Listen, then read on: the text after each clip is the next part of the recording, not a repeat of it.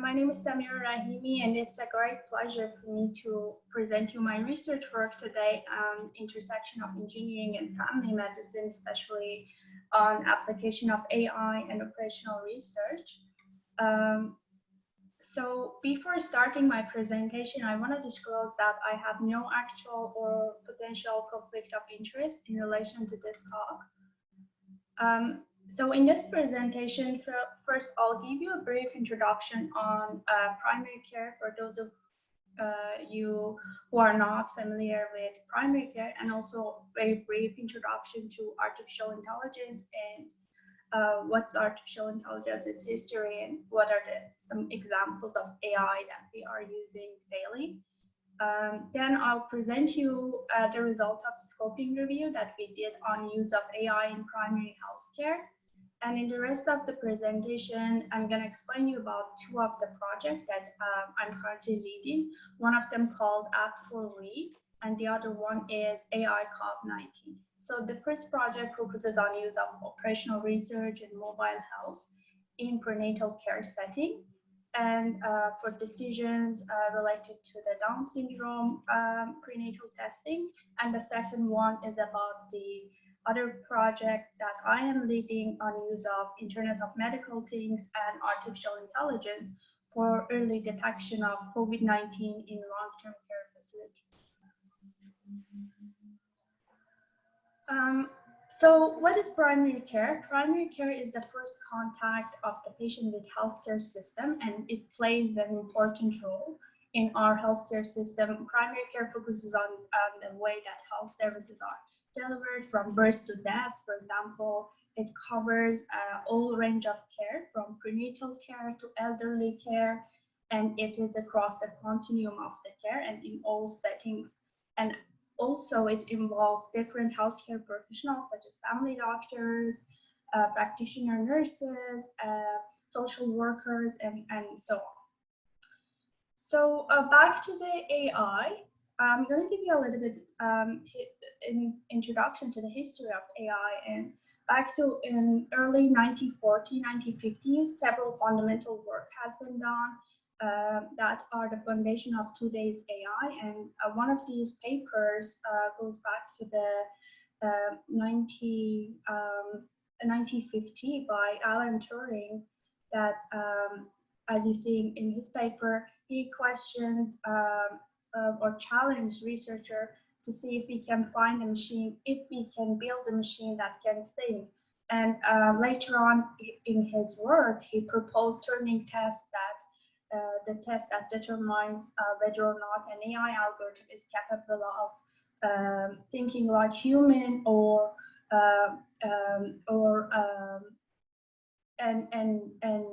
also human being, and propose that if we can, using this test, can test if the AI algorithm is capable of thinking like human. And later on in 1956, John McCarthy led a workshop on AI at Dartmouth College, where the term AI first proposed there. And John McCarthy defined AI as science and engineering of making intelligent system or computational intelligence. And also there are other definitions, such as AI defined as a field of understanding intelligence and also building intelligent systems. Russell and Irving explained 4 different approaches that have historically defined the field of AI, and some of them focuses on thinking humanly, some other focuses on thinking rationally, the others focus on acting humanly and acting rationally.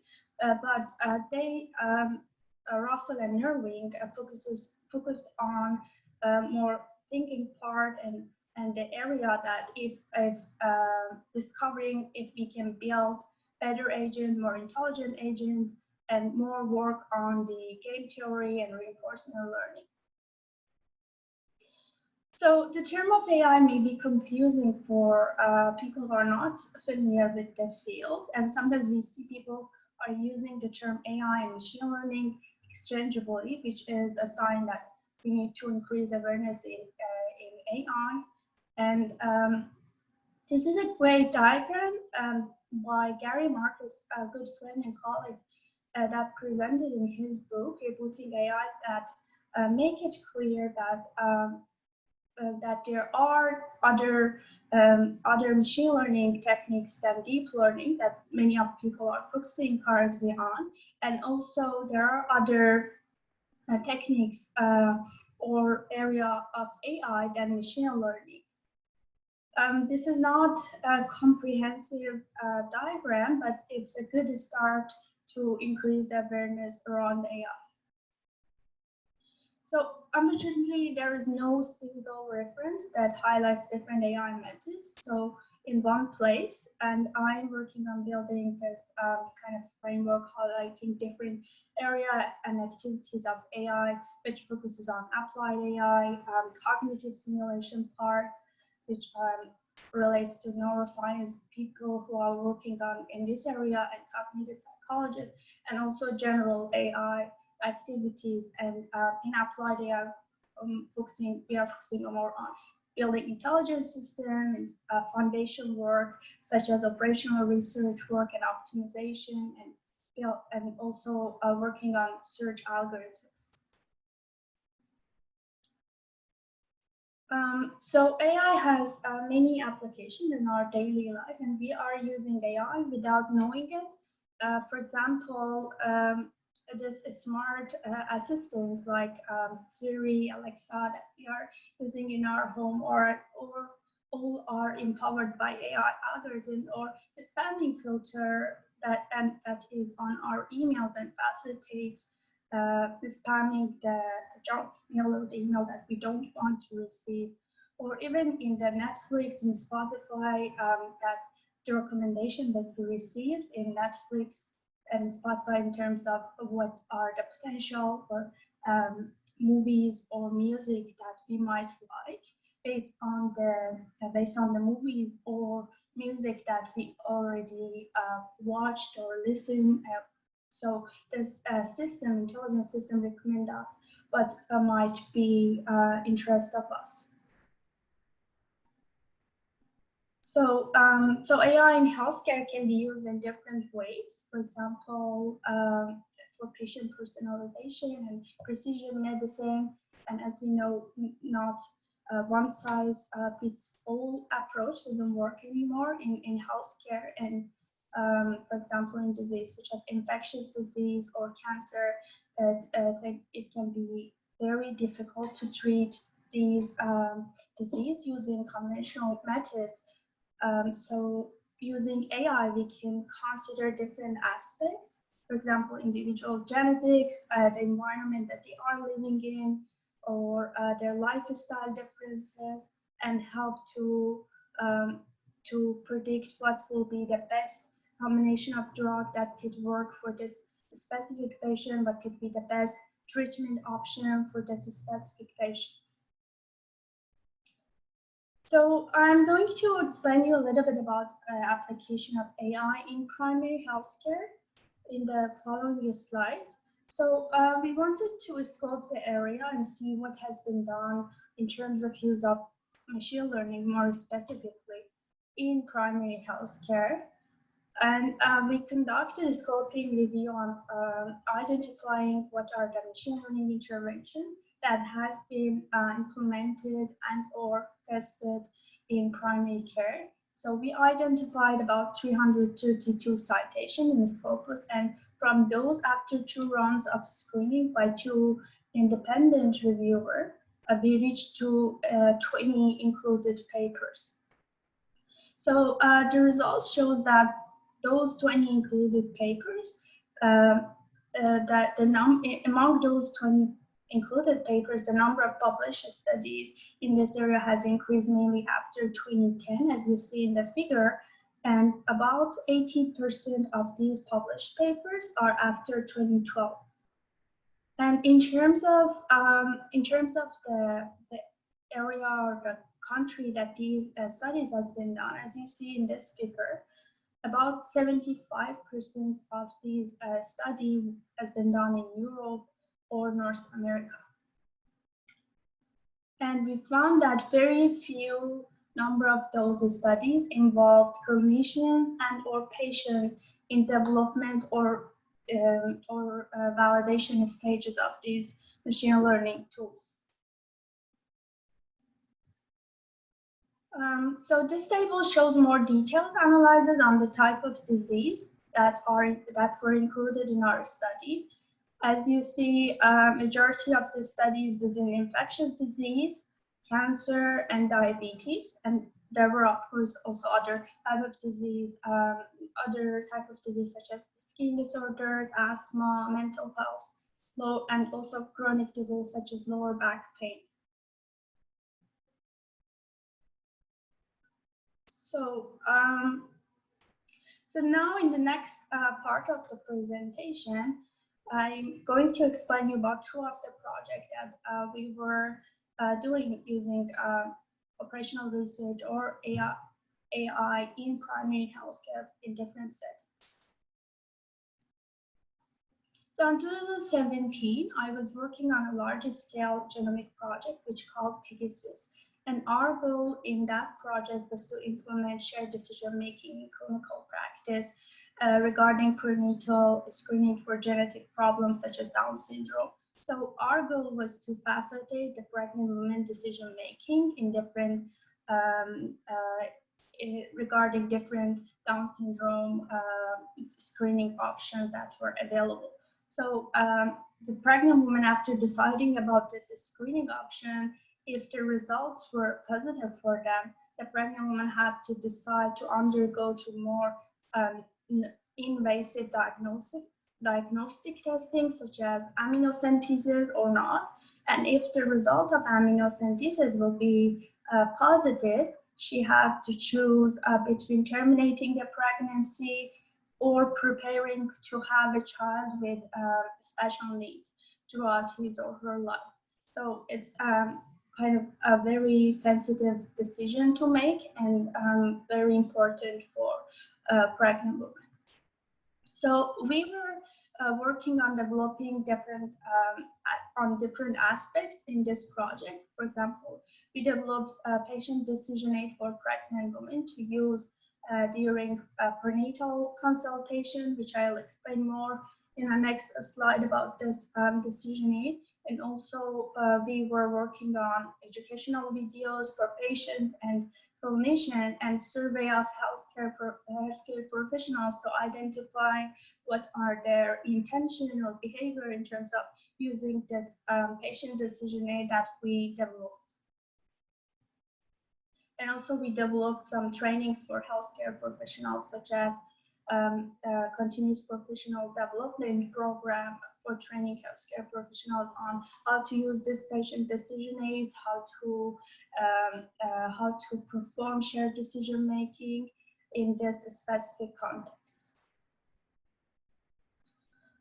So this is a short video that I'll show you. It's a part of educational video that we prepared for this project, and it will give you better understanding on the problem and the decision aid. So I'll show you very like small part of this video. Mrs. Ann McCarthy, 32 years old, arrives with her partner at a family practice unit for her first prenatal visit. She is 8 weeks into her first pregnancy. The scene takes place in the consulting room where the doctor has just finished examining her. The doctor takes notes in the patient's medical file and asks the patient and her partner to come and sit down facing her. Now that you've had your first examination, which is to get a sense of your general state of health, I'd like to give you some information on pregnancy and, of course, answer any questions you might have. Okay, in the first weeks of pregnancy, there's a decision you'll have to make. It's about whether to take some tests that tell us about the baby's risk of having genetic problems, such as Down syndrome or trisomy 21. Do you know what Down syndrome is? So you need to decide whether to take a test or not. And if so, which one? Some women of your age, in their early 30s, choose to do the test and others choose not to. It depends on what's most important to you. My job is to present the options, and then You can make the decision you're most comfortable with. Do we have to make a decision right now? No, don't worry. Here's a decision aid which tells you what the options are, what can happen after the prenatal screening test, and what are the benefits and harms of doing and not doing the test. So you can decide whether to do the test or not. And if you decide to do it, which one to do? I'll explain what's in the decision aid, and if you have questions, just stop it.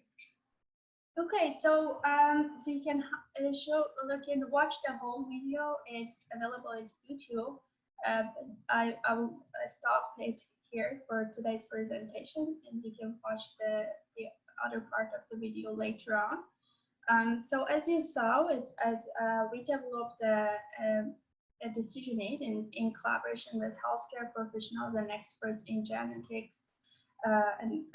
We developed this patient decision aid, which has 16 out of 16 IPDAS standards criteria. And as I mentioned earlier, and you saw in the video, the goal of decision aid was to help pregnant women to make an informed decision about Down syndrome prenatal screening. And the decision aid has been presented to experts, women, and also Ministry of Health in Quebec. And we got very positive feedbacks from them. And even last year, one of my own students who was pregnant used this decision aid to make a decision about Down syndrome prenatal screening. And so satisfying to see that the result of your research or the tool that you developed during your research is being used and and having positive impact in the real practice.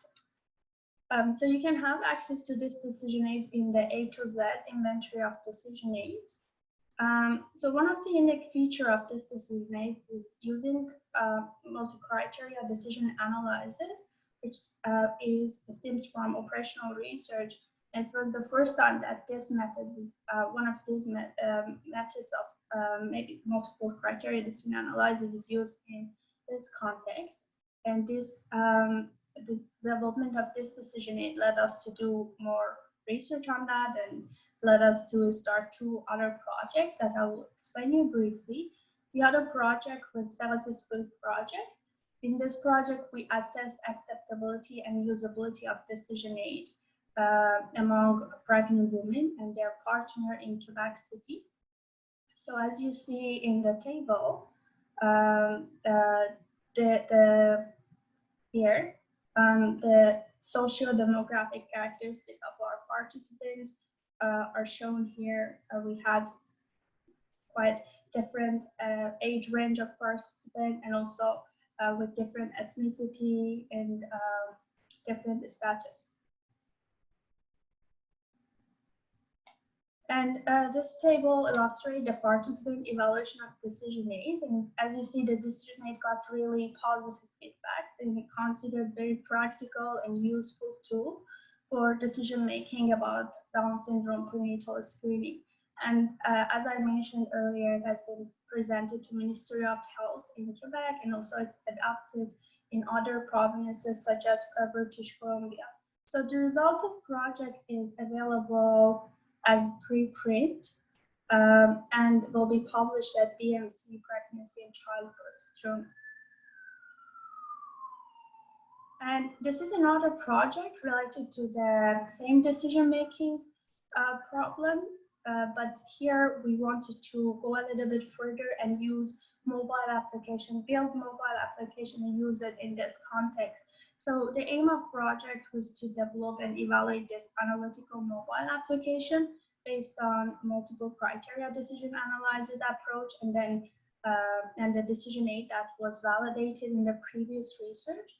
We aim to promote its implementation in population-based prenatal screening programs in province of Quebec. So as you see in the diagram, the project has 3 phases. In the first phase, we are doing a need assessment in the with 90 pregnant women and their partner in Quebec City and Montreal, and in 6 sites, clinical sites. And then we are building our analytical model which is based on operational research technique.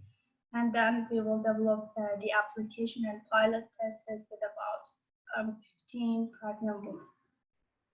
And now we are in the first stage of this project, and we are recruiting and conducting need assessment with pregnant women.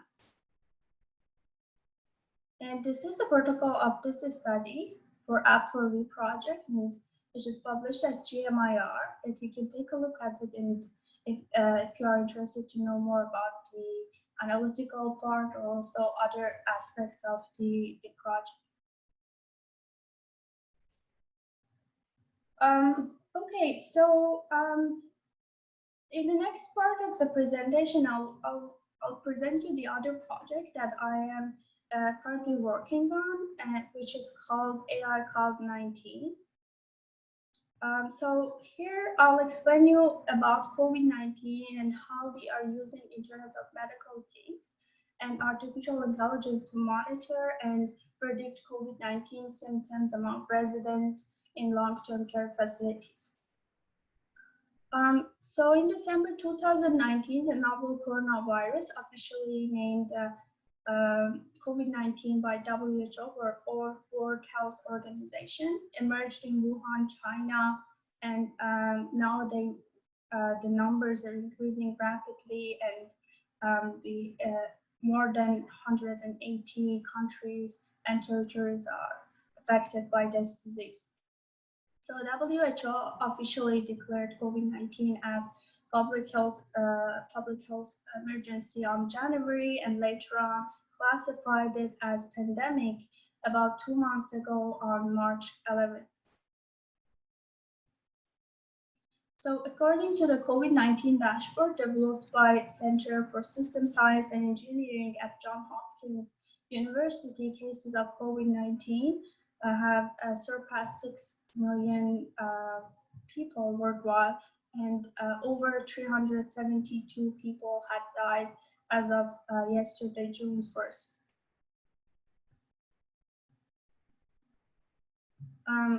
So elderly and people who are at higher ages, and also people who are having multiple disease and are having comorbidity are at risk of this severe infection and dying of COVID-19. So based on the largest case series published up to date with more than 72,000 cases, about 75% of known infections are in individuals aged 50 years old and over. And as you see in the result, in the analysis part of this paper, case fatality of patients over 70 years old reported 23%. So in North America, the number of senior residents with COVID-19 and deaths continues to rise in nursing home and these long-term care facilities. And long-term care facilities are having high transmission rate because of several reasons, including crowding and sharing bathroom facilities and gathering in common areas, and also because of a low preparedness for such pandemic. And another reason is that infected staff working in multiple facilities and are usually asymptomatic and then transferred to the residents, to the senior residents or patients that they are providing care to in multiple facilities. So in Canada, long-term care facilities, especially in Ontario and Quebec, are facing rapid spread of COVID-19. And also a rapid spread of this disease among residents and also staff. And around 70% of Ontario's deaths related to COVID-19 have taken place in long-term care facilities. According to the data obtained from Ministry of Health and Social Services of Quebec, over 80% of the reported deaths in province of Quebec are from these long-term care facilities. And limited availability of these PP or PP for staff, and also the vulnerable status of these elderly and senior residents, and understaffing in these homes make monitoring of these residents for COVID-19 symptoms very difficult, which is why remote monitoring system is needed urgently in these long-term care facilities. And the crucial challenge for long-term care facilities is the ability to first identify these patients with COVID-19 and then isolate these cases in a timely manner so they can prevent the outbreak to the other senior residents that are living in the same long-term care facility. And it's important to monitor the health status changes of these residents without exposing staff or care providers to increased risks.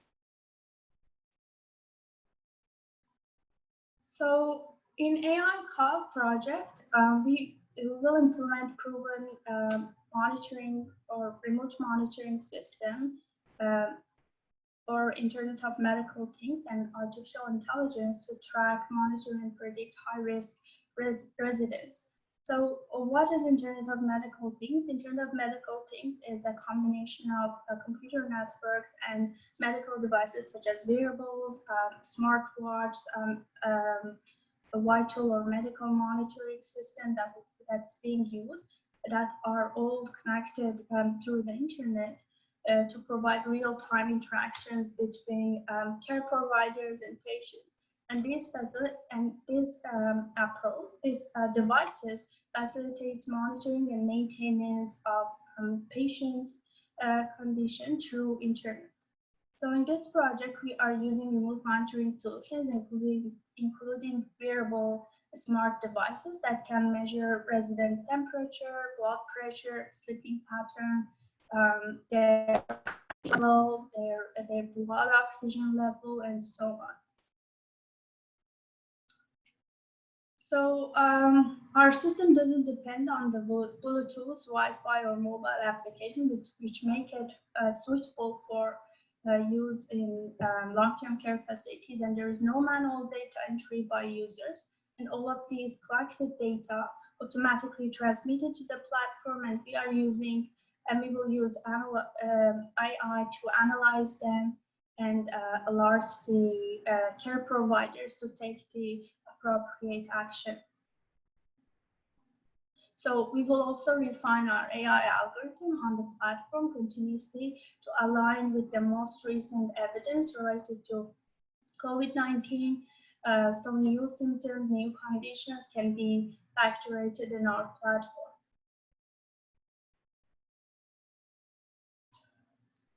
So in this project, our target population will be high-risk senior residents at long-term care facilities in Toronto and Montreal.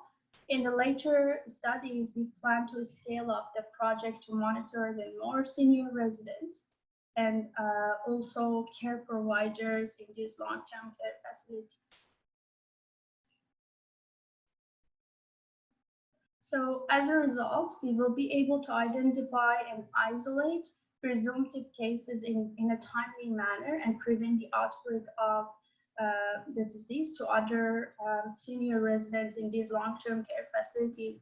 And also we will be able to monitor health status changes of these senior residents without exposing staff to increased risk. And eventually we are hoping to reduce mortality rate and also infection rate in long-term care facilities in Quebec and Ontario. So with that being said, I'd like to highlight that we are entering to an era that hybrid model of human intelligence and artificial intelligence can work collaboratively together to save lives. And there is a huge potential in healthcare to use these advanced technologies and AI.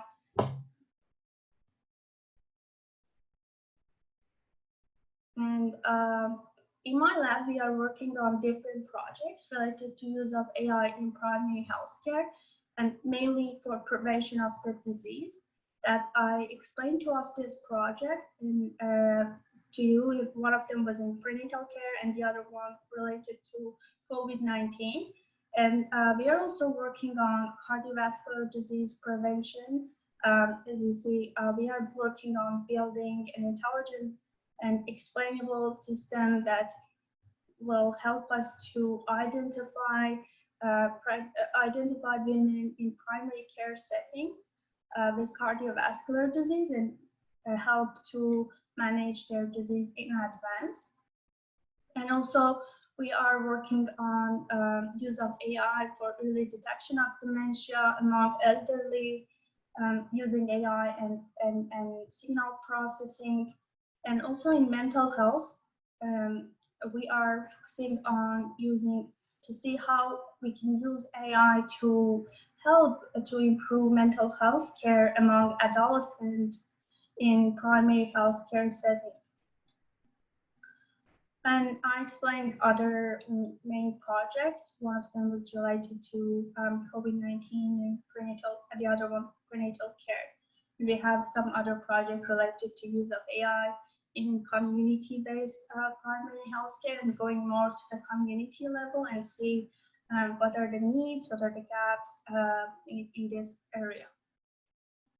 So we have both trainees from engineering and data science background and also medical science and health science background. And we focus on both computational side of AI and also its application and its implementation in clinical practice, mainly in primary care settings. So we are open to collaborate in multiple projects, and also we have several openings now in my lab that if you are interested to know more about those openings, you can go and check my lab's website. I provided here. So, okay, with that being said, I would like to finish my presentation by acknowledging the funding partners which support my research lab and project and make our work possible. And thank you so much for your attention. And if you have any questions or need more information, please reach out to me. You have my email, my lab's website, and you will also have some opportunities at the end of this presentation to ask your questions. But before that, I guess